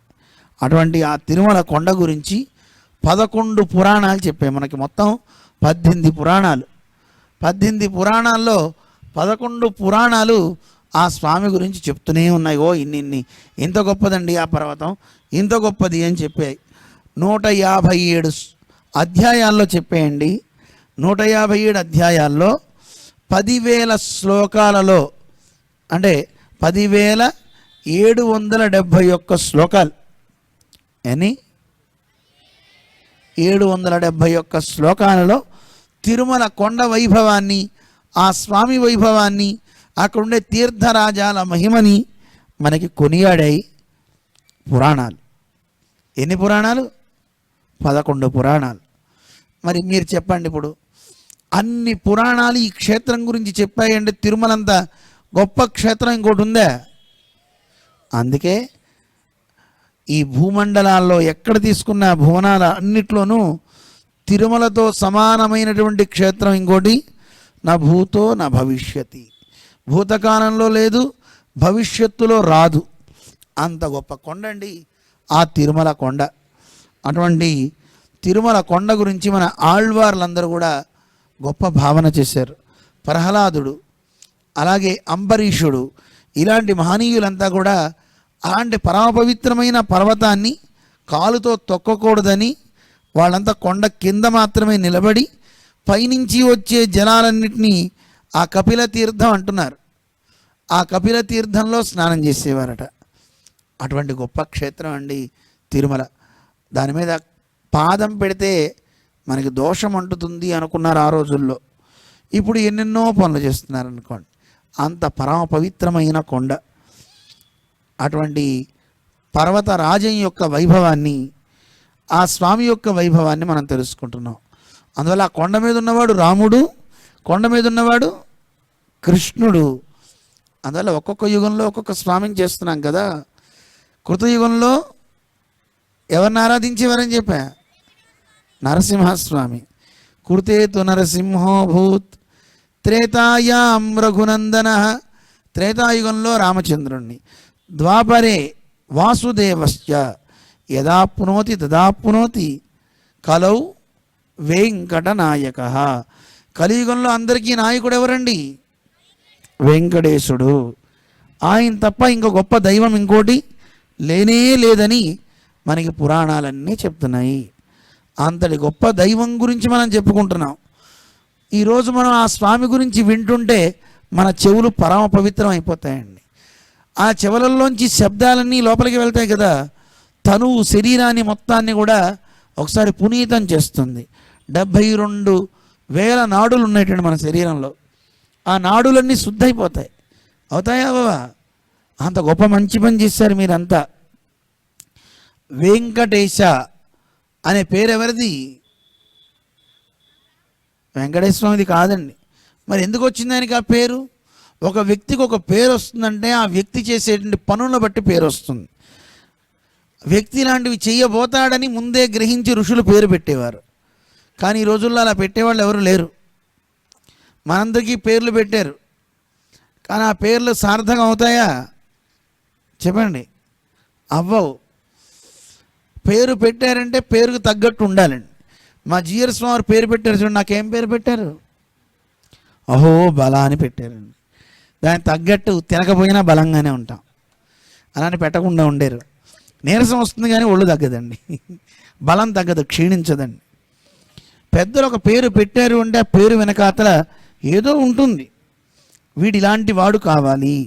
మా గురువుగారు చిన్నజీయర్ స్వామి శాస్త్రంలో వీడు మంచి బలం కలిగిన వాడు కావాలని బహుశా పెట్టుంటారా అహోబల అని. లేదు శారీరక బలం కూడా కలిసి ఉండాలన్న, ఏది ఊహించారో తెలియదు, అహోబల అని పెట్టారు. అందరూ అహో అనుకోవాలా వద్దా మనల్ని? చెప్పండి. పూర్వం అలా అనుకునేవారు, పేర్లు అలా పెట్టేవారు. వశిష్ఠుడు పెట్టేట దశరథుని పుత్రుడికి ఏమని పెట్టారు? దశరథ పుత్రుడి పేరేంటండి? గట్టిగా మా సంశయంతో చెప్తున్నారు పెద్దవాళ్ళు, పిల్లలు బాగా చెప్పేశారండి. దశరథ పుత్రుడికి పేరు రామ అనే పేరు. రామ, లక్ష్మణ, భరత, శత్రుఘ్న ఈ నలుగురిలో ఎవరినైనా ఏ పేరుతో అయినా పిలవచ్చా? పిలవకూడదా? పిలవచ్చండి. నలుగురికి 4 గుణాలు ఉన్నాయండి, తెలుసునా? రాముణ్ణి రామ అని పిలవచ్చు. రామ అంటే అర్థం ఏంటి? రమయతీతి రామ, రమింపజేస్తాడు కనుక ఆయన్ని రామ అని పిలుస్తారు. రాముడు ఎక్కడుంటే అక్కడ సంపదలన్నీ ఉంటాయట, అందుకని లక్ష్మణో లక్ష్మీ సంపన్న, లక్ష్మీ సంపన్నుడు గనక రాముణ్ణి లక్ష్మణ అనొచ్చు. భరత పిలవకూడదా? ఏమిటండి భరత అంటే? భరించేవాడు. రాజ్యం నుంచి ఆయన బయటికి వెళ్ళాలని ఏదో పెట్టి ఆయన్ని బయటికి పంపారు, భరించాడు ఆ కష్టాన్ని కూడా. భక్తుల యొక్క ప్రేమని భరించాడు, అందువల్ల ఆయన భరత అని పిలవచ్చు. శత్రుఘ్న పిలవచ్చా రాముణ్ణి? శత్రువున్ గ్రంథి, శత్రువుల్ని నశింపజేస్తాడట. చేస్తాడా చేయడా రాముడు? అందువల్ల రాముడికి ఆ పేర్లన్నీ వస్తాయి. లక్ష్మణస్వామికి కూడా రామ అని పిలవచ్చా పిలవకూడదా? ఎందుకంటే రమింపజేస్తాడు, రాముణ్ణే రమింపజేశాడు ఆయన. లక్ష్మణస్వామి చేసిన సేవలు చూసి రాముడు అనుకున్నట్ట, ఇలాంటి సోదరుడు ఎక్కడైనా దొరుకుతాడా? దొరకడే. దేశే దేశే కళత్రాణి, దేశే దేశే చ బాంధవా. ఎక్కడికి వెళ్ళినా సరే ఎవరైనా కట్టుకుని ఒక భారీగా పొందొచ్చు, అలాగే ఎక్కడికి వెళ్ళినా బంధువులు దొరుకుతారు. కానీ ఎక్కడికి వెళ్ళినా ఇలాంటి సోదరుడు దొరకడు. ఎత్ర భ్రాత సహోదర అంటాడు రామచంద్రుడు. అంత గొప్పవాడండి లక్ష్మణస్వామి అంటే. మనం రాముడిని చూసి అందరూ రమిస్తే లక్ష్మణస్వామిని చూసి రాముడు కూడా రమించాడంటే, రామ అని పేరు లక్ష్మణుడికి పెట్టచ్చా పెట్టకూడదా? పెట్టచ్చండి. అలా అన్ని పేర్లు అందరికీ వస్తాయండి. ఇప్పుడు చెప్తే మళ్ళీ రామాయణమే అయిపోతుంది మళ్ళీ. ఇప్పుడు మనం వెంకటేశాయనం చేస్తున్నాం, మనం వెంకటాయనం అని. అందువల్ల పేర్లు పెడితే ఒక వ్యక్తికి ఎందుకు పెట్టారు అనేది నిర్దేశించేవారు. కృష్ణ అనే పేరు ఎందుకు వచ్చింది ఆయనకి? కృష్ణ ఎంతమంది చెప్తారు పిల్లలు? చెప్పు నాన్న. కృష్ణ అంటే ఏంటి? అంటే కృష్ణ అంటే నలుపు అని అర్థం. నల్లోడా అని పిలుస్తుంటారు కదా, నల్లగా ఉంటాడు కనుక ఆయన కృష్ణ అన్నారు. అంతేనా అర్థం? కృష్ణ అంటే అర్థం కృష్ అంటే బాగా, నా అంటే ఆనందము. కృషిర్ భూవాచక శబ్ద అంటారు. కృష్ అంటే బాగా, నా నిర్వృతి వాచక, నిర్వృతి అంటే ఆనందము. కృష్ణ అంటే అమితమైన ఆనందం కలవాడు, ఆ ఆనందాన్ని ఇచ్చేవాడు అని అర్థం. ఇప్పుడు తెలిసిందా కృష్ణ అంటే? ముందే పెట్టాడు ఆయన పేరు. నిజంగానే కృష్ణుడు అలాంటి వాడా కాదా? ఎన్ని కష్టాలు వచ్చినా నవ్వుతూనే ఉన్నాడు తప్ప ఏడ్చాడా ఎప్పుడన్నా? మనం అంటూ ఉంటాం, కృష్ణుడు నాకు అన్ని కష్టాలే ఇచ్చాడండి, కృష్ణ ఎందుకు ఇలా చేస్తున్నాడండి అని. పాప ఆయన ఎన్ని కష్టాలు పడ్డాడండి. మీరు చెప్పండి, మీరు ఎక్కడ పుట్టారు అని అడిగితే జైల్లో పుట్టారు ఎవరైనా? చెప్పండి. చక్కగా హాస్పిటల్లో పుట్టారు, మంచిగా ఉన్నారు. కానీ ఆయన ఎక్కడ పుట్టారండి? వాళ్ళ అమ్మకి నాన్నకి ఇద్దరికి సంకెళ్ళు వేశారండి. అలాంటి చోట కనీసం అమ్మ దగ్గర పాలు కూడా తాగలేదే. ఆ రోజే పుట్టినాడు, ఆ రోజే మళ్ళీ ఇంకో చోటుకి వెళ్ళి పెంచడం కోసం యశోద దగ్గర పెట్టారు. చూడండి, మీరు మీ అమ్మని వదిలి ఉండగలరా? మరి పుట్టగానే ఆయన అలా వెళ్ళిపోయాడంటే పాపం ఎంత కష్టం అండి ఆయనకి. అమ్మ దూరమైందే, నాన్న దూరం అయ్యాడే. పోనీ పుట్టగానే కొన్ని రోజుల్లో 5-6 రోజుల్లోనే ఒక దేవత వచ్చింది, ఒక రాక్షసి. పేరేంటి? పూతన రాక్షసి. స్తన్యం ఇవ్వడానికి వచ్చింది, పాలు ఇవ్వడానికి. ఎన్ని కష్టాలండి ఆయనకి. శకటాసురుట్ట. ఎంతమంది అసురులు వచ్చారండి, అందరినీ జయించాడా లేదా? ఒక ఆయన అన్నాడు, స్వామి అవి కష్టాలు కాదండి అన్నాడు. మరేం కష్టాలు రా? ఒక్క భార్యతో వేగడమే కష్టం, 16,008 మందితో ఆయన ఎలా ఉన్నాడండి, అది కష్టం కాదా? కష్టమా అండి అది? అది కూడా ఆయన కష్టం కాలే. ఒక్కడైనా సరే అంతమందిని ఆనందింపజేశాడు. అది ఆయన గొప్ప శక్తి. అందుకే ఆయన పరాత్పరుడు. ఏమంటారు ఆయన్ని? పరాత్పరుడు అంటారు. సామాన్యుడు కాదండి ఆయన. అందువల్ల ఇలాంటి పేర్లు ఏది పెట్టుకున్నా చిన్న పేర్లు పెట్టుకోవాలి, అందరూ పలికేలా ఉండాలి. పెద్ద పేరు పెట్టుకుని దాన్ని మొదటి అక్షరం చివరి అక్షరం పెట్టుకోకూడదు, అందరూ పలికేలా ఉండాలి. అలా ఎంతమంది పేర్లు మన పేరు చక్కగా పలకగలుగుతారో మనకంత బలం పెరుగుతుంది. పేరు బలం, పేరు బలం. విన్నారా? ఆ పేరు బలం పెరగాలంటే మన నోరు అంటే మన పేరు అందరి నోట ఉండేలాగా చక్కగా పలికేలాగా చిన్న పేర్లు ఉండాలి. పెట్టేవారు కూడా వీడు ఫలానా వాడు ఇలా అవ్వాలి అని సంకల్పించుకుని పెడితే అది అవుతుందండి. కానీ దురదృష్టం ఏంటంటే ఇప్పుడు మన కాదు, మీ అమ్మలు మీ నాన్నలు మీకు ఆ పేర్లు అలా పెద్దలతో పెట్టించడంలా, వాళ్ళే నెట్లో చూసేస్తున్నారు. ఆ నెట్లో ఏదో పేరు ఉంటుంది, చూస్తారు, అది పెట్టేస్తున్నారు. అక్కడతో వాడి జీవితం అంతే సంగతులు. ఆ పేరుకు అర్థం ఉండదు, పర్థం ఉండదు. మా దగ్గరికి వాళ్ళు వచ్చారు, అడిగితే మేము అడిగాం, ఇదేం పేరండి అంటే, అయ్యో ఇదంటే సూర్యుడండి అర్థం ఉంది. ఏ భాషలో అమ్మా? గ్రీకు భాషలోట. గ్రీకు భాష నీకెందుకమ్మా, నీకు వచ్చా గ్రీకు భాష అంటే? రాదండి. మరి రానప్పుడు ఆ భాష ఎందుకమ్మా నీకు? అవసరమా? చక్కగా మన తెలుగు సంస్కృతమో చూడు, మంచి పదం తీసుకో, దాన్ని చక్కగా పెట్టుకో. అది లేకుండా ఏదో పేరు పెట్టుకుని ఏం సాధిస్తావు? కొన్ని పేర్ల వల్ల కొంతమందికి ఇబ్బందులు కూడా కలుగుతాయండి. చాలామంది ఇప్పుడు పెట్టుకుంటుంటారు, యామిని అని పేరు అనుకోండి, ఏమిటి అర్థం? చీకటి అని అర్థం. ఆ పేర్లు పెట్టేస్తారు. అలా పెట్టకూడదు. మన వాళ్ళ జీవితాలు చీకటి అవ్వాలా? అవ్వకూడదు. అందుకే నదీ సంబంధమైన పేర్లు కూడా పెట్టద్దంటారు, నక్షత్ర పేర్లు కూడా పెట్టద్దంటారు. ఆ నక్షత్రం పేర్లు కూడా ఎవరికి పెట్టకూడదు.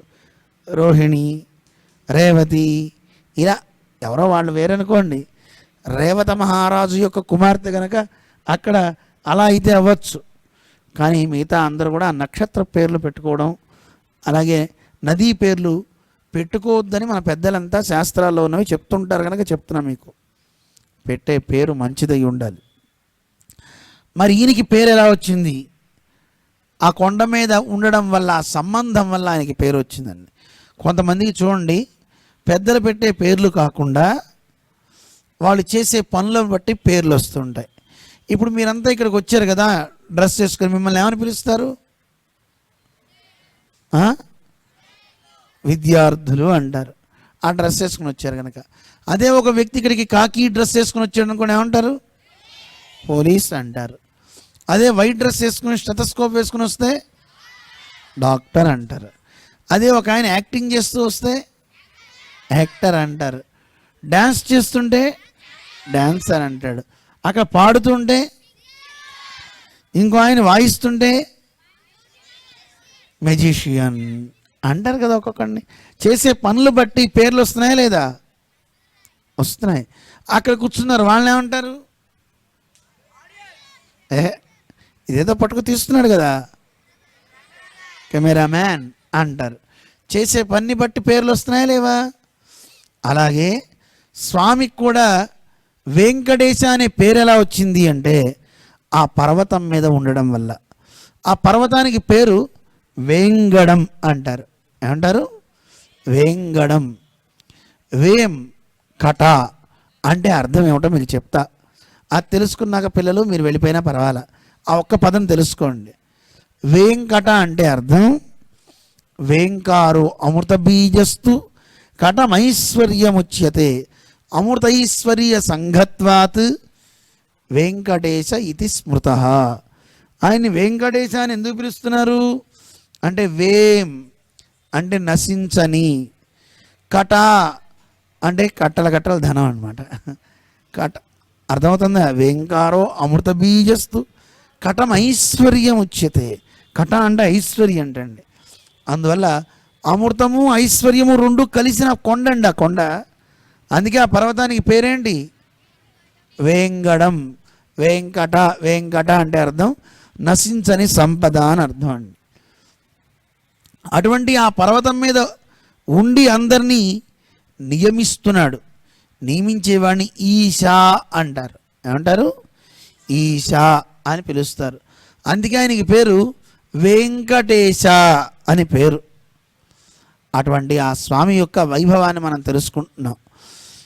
ఈ వెంకటేశ అనే నామం మీ అందరికీ ఈ 4 రోజులు నాకు అనిపించింది వెంకటాచల మహాత్మ్యం తీసుకుని చెప్పమని మన మాధవి గారు అన్నా. ఆ వెంకటాచల మహాత్మ్యంలోనే పురాణాంతర్గతమైనటువంటి ఒక అద్భుతమైన వెంకటేశ్వర స్వామి అష్టోత్తర వైభవాన్ని ఇచ్చారు. 108 నామాలు. ఆ నామ ప్రభావం తెలుసుకుంటే చాలు, ఆ నామాలని కీర్తిస్తే చాలు, మనిషి ఎంత పునీతుడవుతాడో, వాడికి అపజయం అనేది ఉండదంటూ ఇచ్చారు. అందుకే మాకు అనిపించింది వెంకటేశ్వర నామాలని అష్టోత్తరం మొత్తం ఉన్న ఈ రోజులన్నింటిలో చెప్తే బాగుండని. నేర్చుకుందామా? దాంతోపాటు కొండ సంబంధం తెలుస్తుంది, చరిత్ర తెలుస్తుంది, అన్నీ వచ్చేస్తాయి. అందువల్ల విడిగా కథంతా చెప్పే బదులు ఈ వెంకటేశ్వర స్వామి యొక్క అష్టోత్తరాన్ని మనం తీసుకొని చేద్దామని అనిపించింది. అందువల్ల మొట్టమొదటి నామమే ఆయనది వేంగడం. ఓం వెంకటేశాయ నమః అంటుంటాం కదా. వెంకటేశ అంటే ఇప్పుడు మొట్టమొదటి నామానికి అర్థం తెలిసిందా మనకి? వేం. వేం అంటే సర్వపాపాని. కటస్థదాహ ఉచ్యతే. కట అంటే దహింపజేసేది. వేం అంటే ఇందాక ఒక అర్థం చెప్పారు, ఇప్పుడు ఒక అర్థం చెప్పారు. వేం అంటే ఇందాక అమృతం అని చెప్పారు, కట అంటే ఐశ్వర్యం అని చెప్పారు. మళ్ళీ ఇంకో పురాణంలో ఇంకో వ్యుత్పత్తి చెప్పారు. వేం అంటే సర్వపాపాని వేం ప్రాహు. అన్ని పాపాలని వేం అని పిలుస్తారట. కట అంటే వేయించి పారేస్తుందండి. కటస్థదాహ ఉచ్యతే. వాటన్నిటిని దహించి పారేస్తుంది. అందువల్ల పాపాలన్నిటినీ దహించే కొండ గనక ఆ కొండకి పేరేమిటి? వెంకట అని పేరు. ఎలా పాపాలు పోగొడుతుంది, ఎవరెవరి పాపాలు పోగొట్టిందో ఆ నామాల్లో చెప్తారు. మన ఆళ్వార్లు కూడా ఆ కొండను కీర్తిస్తూ ఒక అద్భుతమైన పాట పాడారు. ఏమని చెప్తున్నారు? మొదలాళ్వార్లో పొయ్యై ఆళ్వార్ అనే మహానుభావులు ఆ కొండ గురించి చెప్తున్నారు. ఇడందదు భూమి எடுத்ததுகுன்னம் குடந்தது கஞ்சனை முன்னஞ்ச கிடந்ததுவும் நீரோதமா கடலே నిన్నదவும் వేంగడమే పేరోదవన్నర్ పెరిదు అని ఆ స్వామిని కీర్తిస్తున్నారు. ఆ కొండ మీద ఉన్న స్వామిని ఆళ్వార్లు ఏమంటున్నారు అంటే, ఈడందదు భూమి. భూమి అంతా కూడా ప్రళయకాలంలో మునిగిపోయింది. మునిగిపోయినటువంటి ఆ భూమిని ఉద్ధరించాలి. భూమి అసలు ఎలా మునిగిపోయిందండి? వెంకటాచల మహాత్మ్యంలో మనకి పురాణంలో చెప్తున్నారు. ఏమని చెప్తున్నారు అంటే, మొట్టమొదటి పురాణం మనకి వరాహ పురాణాన్నే తీసుకున్నారు మొదటి అధ్యాయంలో. ఆ వరాహ పురాణంలో ఋషులంతా అడుగుతున్నారట, అసలు ఎలా ఈ పర్వతం వచ్చిందండి అంటే దానికి కారణం చెప్పారు. మనకి కాల విభజన చేస్తున్నారు. రేపు మనకు భాగవతంలో కూడా వస్తుంది. మనకి 4 యుగాలు ఉన్నాయి కదా. ఈ 4 యుగాల యొక్క కాలం 43,20,000 సంవత్సరాలు. ఇలాంటి సంవత్సరాలు ఒక 1000 జరిగితే, 1000 మహాయుగాలు కనుక అయితే బ్రహ్మగారికి ఒక పగలవుతుంది. మళ్ళీ 1000 చతుర్యుగాలు జరిగితే మళ్ళీ బ్రహ్మగారికి ఒక రాత్రి అవుతుంది. ఎప్పుడైతే బ్రహ్మగారికి రాత్రి అయిందో ఆయన నిద్రిస్తాడు కదా, అప్పుడు ఈ లోకమంతా ఏమైపోతుందో చెప్పారండి. 1,000,000 సూర్యుల అంతా కలిసి ఒక్కసారి వచ్చి భూమి మొత్తాన్ని ఎండగొట్టేస్తారట. మొత్తం ఎండిపోతుందట. తర్వాత విపరీతమైన ప్రచండ వాయువులు వీచి దీని మొత్తాన్ని అలా తిప్పేస్తుందట. ఆ తర్వాత ఏనుగు తొండమంత ధారలతో కొన్ని దివ్య సహస్ర కాలం పాటు వానలు అలా కురుస్తూనే ఉంటాయట. అప్పుడు భూమి అంతా నానిపోయి మొత్తం అంతా పలచబడిపోయి భూమి సప్త సముద్రాలన్నీ కలిసి ఏకమైన తర్వాత భూమి లోపలికి వెళ్ళిపోతుంటండి. మనం ఉండేది ఒక ద్వీపం కదండి, చుట్టూ సముద్రాలు ఉన్నాయి. ఆ సముద్రాలన్నీ పైకి వచ్చేస్తే భూమి ఏమైపోతుందండి, లోపలికి వెళ్ళిపోతుంది. అలా భూమి వెళ్ళిపోయింది. మళ్ళీ బ్రహ్మగారికి పగలు రావాలి అంటే ఎన్ని సంవత్సరాలు గడవాలి మళ్ళీ ఆయనకి? మళ్ళీ ఒక 1000 చతుర్యుగాలు అవ్వాలి. ఆ 1000 చతుర్యుగాల కాలం అవగానే వటపత్రసాయిగా ఉన్న పరమాత్మ సృజించాలి అని సంకల్పించట. తదైక్షత బహుశ్యాం ప్రజా ఏతి, వేదం చెప్తుంది మనకి. సృష్టి చెయ్యాలి అంటే ఆయన అన్నిటినీ, భూమిని మట్టిని అన్నిటినీ తెచ్చి ఒక చోట పెట్టలా, సంకల్పం చేశాడంతే. సృష్టి జరుగుగాక అని అనగానే సృష్టి ఆరంభమైపోయిందటండి. అవడానికి ఆయన వరాహ రూపాన్ని ధరించి భూమి ఎక్కడుందో కనుక్కోవాలి. చాలా పెద్దది కదండి సముద్రం. ఒక సముద్రాన్ని అంతు చూడడమే కష్టం. మరి సప్త సముద్రాలు కలిస్తే ఈ భూమి ఒక చిన్న పార్ట్ అనమాట, ఎక్కడో ఒక చిన్న అణువు లాంటిది. అంత భూమిని వెతకడానికి వరాహం దిగి ఆ వరాహస్వామి పైకి తీసుకొస్తున్నాడు. అదే సమయంలో హిరణ్యాక్షుడితో యుద్ధం జరుగుతుంది. ఆ హిరణ్యాక్షుని వధించాడు. ఆ వచ్చిన స్వామి కూడా ఎలా ఉన్నాడు? శ్వేత వరాహస్వామి, తెల్లని వరాహం. ఆయన ఎలా ఉన్నట్ట అంటే 100 చేతులతో ఉన్నట్టండి. కృష్ణేన శత బాహునా అని వేదం వర్ణిస్తోంది. ఆయన 100 చేతులతో శతబాహువుగా ఉండి ఆ వరాహస్వామి పైకి ఎత్తి భూమిని పెట్టాడు, నీళ్ల మీద పెట్టాడు. మరి భూదేవి ప్రార్థన చేసిందిరా, స్వామి నన్ను ఉద్ధరించావు, నన్ను నిలిపావు, సంతోషం, కానీ నువ్వు కొంతకాలం ఇక్కడే ఉంటే బాగుంటుంది అని అడిగితే అప్పుడు భూదేవి యొక్క ప్రార్థన విన్న స్వామి గరుత్మంతుడిని ఆదేశించట. ఏమోయ్, మన పైన వైకుంఠంలో ఉన్నటువంటి ఆ పర్వతాన్ని తీసుకురా అన్నాడు. వెంటనే సరేనని ఆ వైకుంఠంలో ఉన్నటువంటి ఆయన ఆడుకునే పర్వతానికి క్రీడాద్రి అని పేరు. ఆ క్రీడాద్రి పర్వతాన్ని తీసుకురావడానికి పైకి వెళ్ళాడు గరుత్మంతుడు. ఆ పర్వతాన్ని తెచ్చాడు. ఎన్నో సెలయేళ్లతో, ఎన్నో ఉద్యానవనాలతో, అనేక అందమైనటువంటి జంతువులతో, పక్షులతో అలలారే ఒక అద్భుతమైన పర్వతం ఆ క్రీడాద్రి అనే పర్వతం.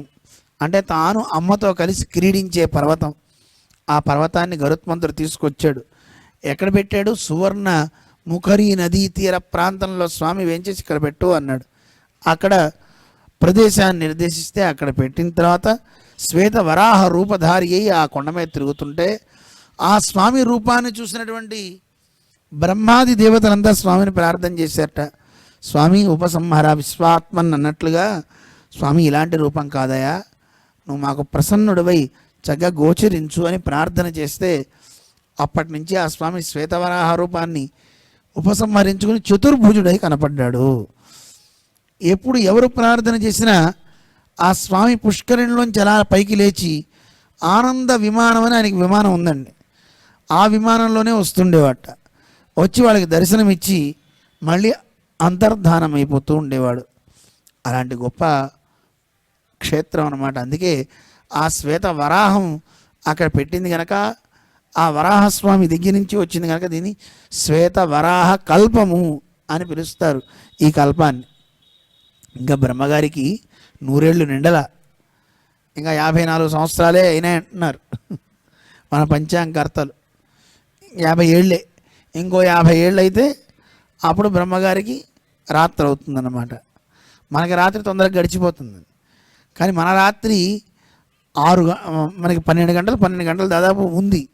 కానీ ఒక చీమకి రాత్రి పగలని లెక్క పెడితే దాని కాలం చూడండి, మన కాలం చూడండి. చీమ కంటే ఇంకా పిపీలికాది జంతువులు ఉన్నాయి. త్రసరేణువు అని ఒకటి ఉందండి, భాగవతంలో మనకి చెప్తారు.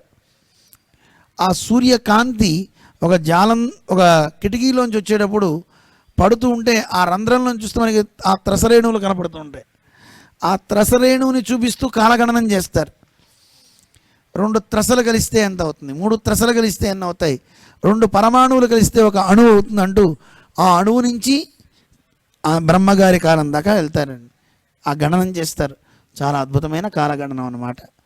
అందువల్ల అంత చిన్న పిపీలికాది బ్రహ్మ పర్యంతం అందరూ సేవించుకోవాలంటే స్వామి నువ్వు ఇక్కడ ఉండాలయా అని భూదేవి కూడా ప్రార్థన చేస్తే భూదేవి ప్రార్థన మేరకు క్రీడాద్రి పర్వతాన్ని తెచ్చి ఇక్కడ పెట్టాడు స్వామి.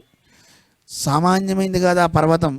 వైకుంఠాత్ పరమో హ్యేష వెంకటాఖ్యో నగోత్తమ.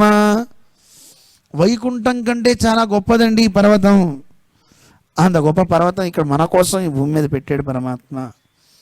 అందువల్ల స్వామి నువ్వు వరాహ రూపాన్ని ధరించి ఈ భూమిని ఎత్తావు. ఇడందదు భూమి ఎడుత్తదు కున్నం కుడందదు కంజనై, భూమిని ఉద్ధరించావు. అలాగే ఎడుత్తదు కున్నం, ఒక పర్వతాన్ని కూడా ఎత్తావయా. పర్వతాన్ని ఎత్తింది ఎందుకండి?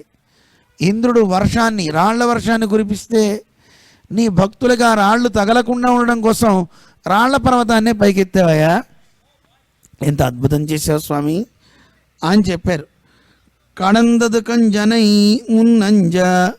ఇక కంసుడు వాడెలాంటి వాడు? గోవర్ధన పర్వతాన్ని ఎత్తి వాళ్ళని రక్షించావు. కానీ కంసుడికి సాధువుల్ని కూడా హింసిస్తూ ఉంటాడట వాడు ఆ కంసుడు. అలాంటి ఆ కంసుడికి కూడా భయం కలిగేలా చేసావు. కృష్ణ నువ్వు సామాన్యుడివా? ఇన్ని అవతారాలు ఎత్తి ఏం చేసావు నువ్వు? కిడందదவும் నీరోదమా కడలే నిన్నదவும் వేంగడమే.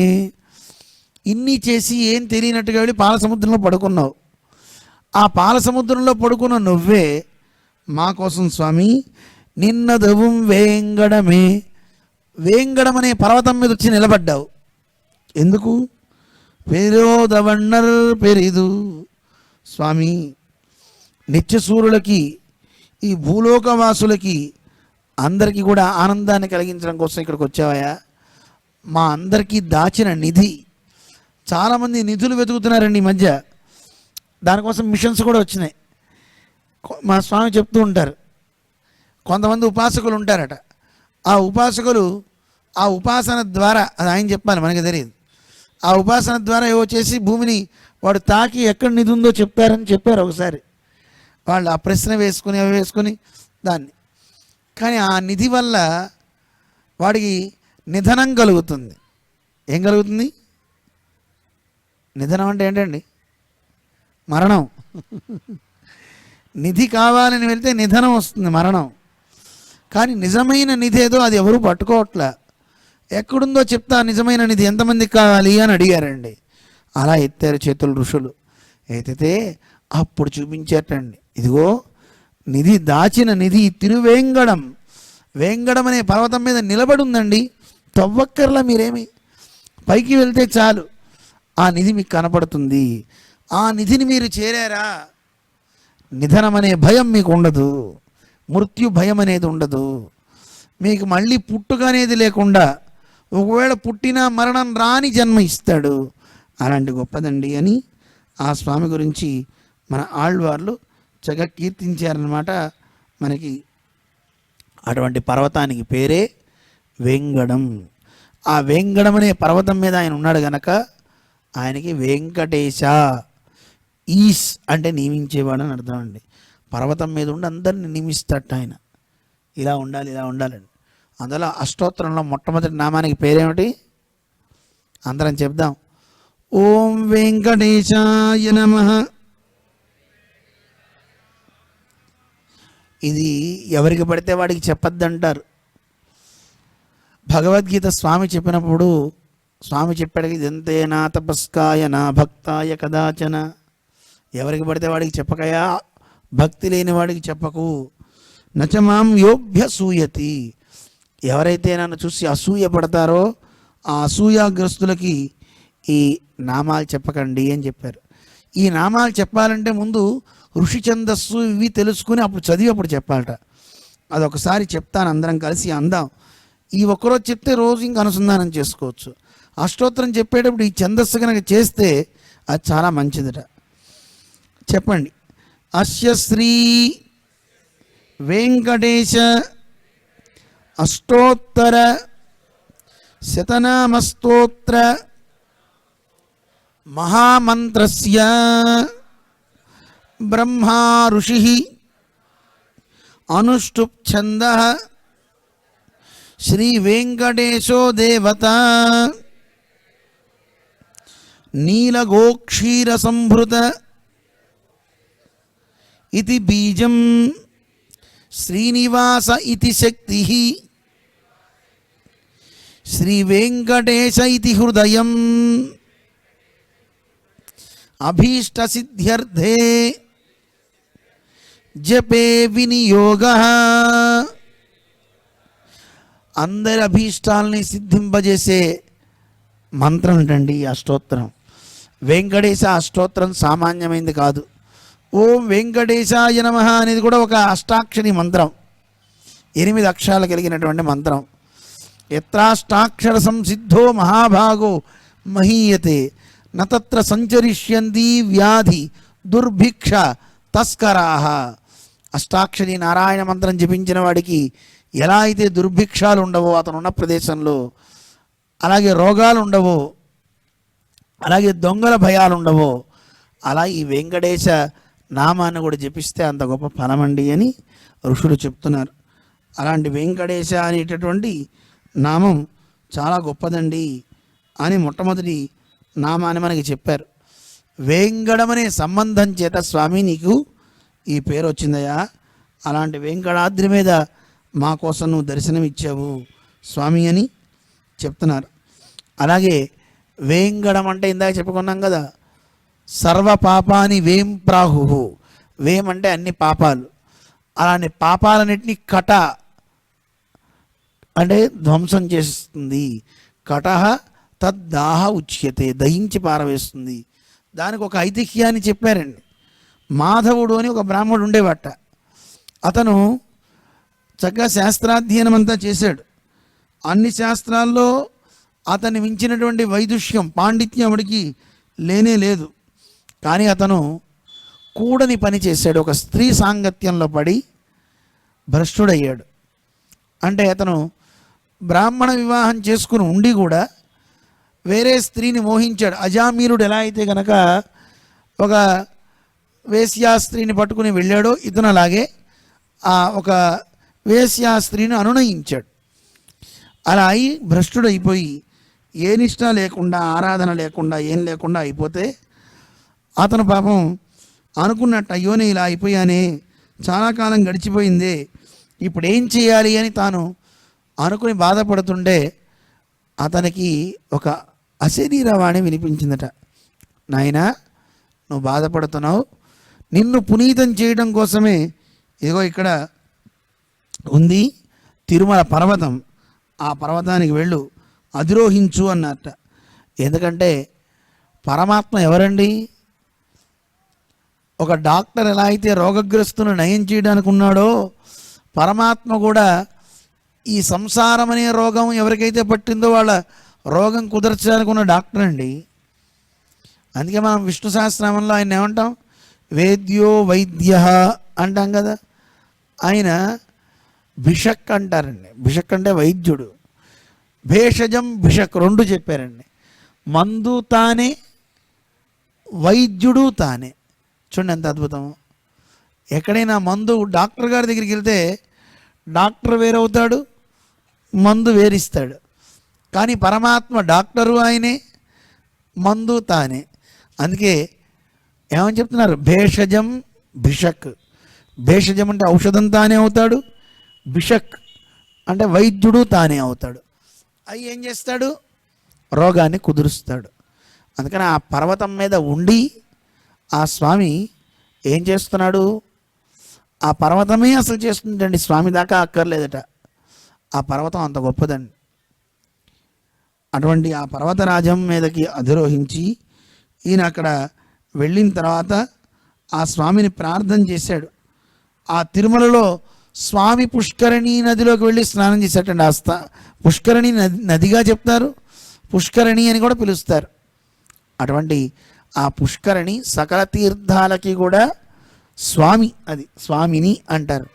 అలాంటి గొప్ప తీర్థరాజంలో స్నానం చేయడం వల్ల అంత గొప్ప ఫలం కలిగింది. అసలు స్వామి పుష్కరిణి దాకా వెళ్ళి స్నానమే అక్కర్లేదటండి. దర్శనాత్, స్పర్శనాత్, పానాత్.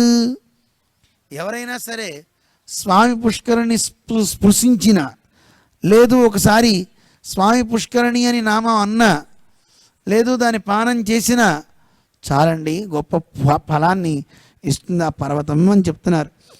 అలాంటి పర్వతాన్ని అక్కడికి వెళ్ళి ఆ పర్వతంలో ఉన్న పుష్కరంలో స్నానం చేస్తూ తన శరీరాన్ని త్యజించమని బ్రహ్మదేవుడు చెప్పేట.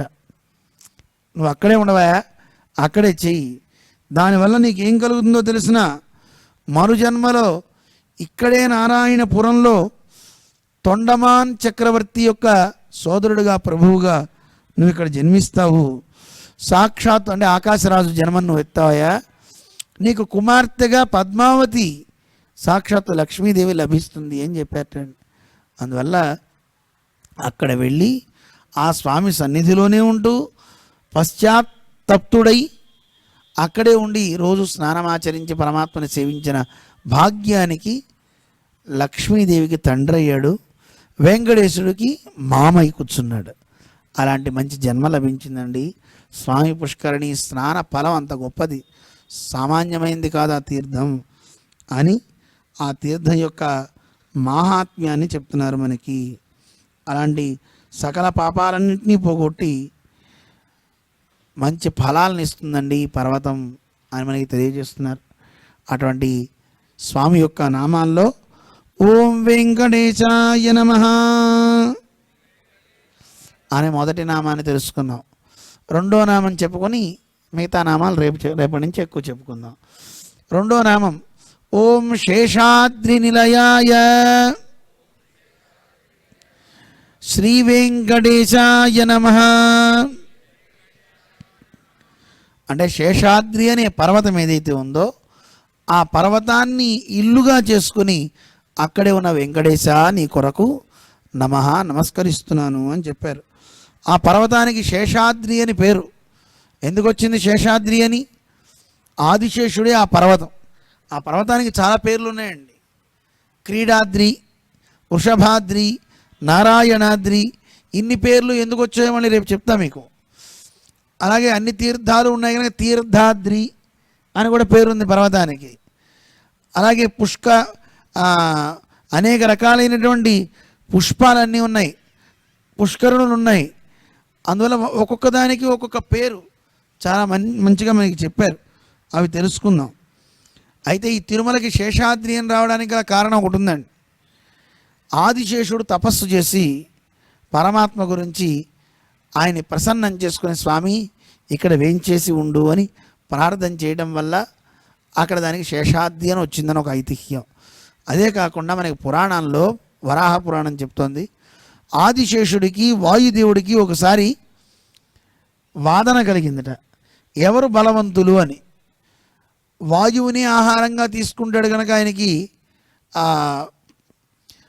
వాయుభుక్ అంటారు ఆయన్ని, పని సర్పాన్ని. గాలిని ఆహారంగా తింటాడు ఆయన.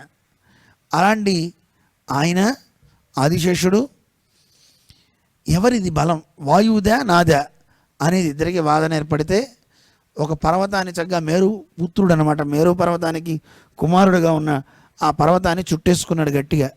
చుట్టుకున్నప్పుడు వాయువు ప్రచండ వాయువులు వీస్తున్నట్ట, ఇంచు కూడా కదపలేకపోయాడు వాయుదేవుడు.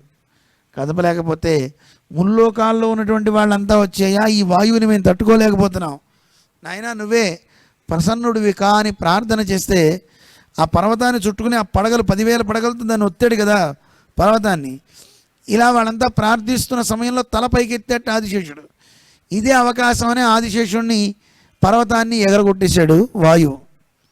ఆయన వాళ్ళంతా ప్రార్థిస్తున్నారు కదా, ఏమిటో చూద్దామని అలా లేచి చూస్తున్నాడు ఆదిశేషుడు. సరేలే అని వాయువుతో మాట్లాడదాం అనుకునే లోపల ఎగరగొట్టాడు. వెళ్ళి కరెక్ట్గా ఈ సువర్ణ ముఖరి నదికి అవతల పక్క పడింది. అక్కడే ఈ పర్వతం ఏదైతే ఉందో అక్కడే ఈయన తపస్సు చేసి పరమాత్మని ప్రసన్నం చేసుకొని ఆయన పర్వత రూపాన్ని దాల్చారు. అందుకే శేషాద్రి అని పిలుస్తారు, ఎందుకంటే ఆదిశేషుడిలాగా ఉంటుంది ఆ పర్వతం. అందువల్ల శేషాద్రి నిలయాయన అని పిలుస్తారు. ఆదిశేషుడే నిలయంగా కలవాడు. అందుకే మీరు చూడండి, ఎక్కడ స్వామికి ఏ ఉత్సవం జరుగుతున్నా ఆ ఉత్సవంలో ఏ వాహనం చేసినా గరుత్మంతుడినే ఆవాహన చేస్తుంటారు.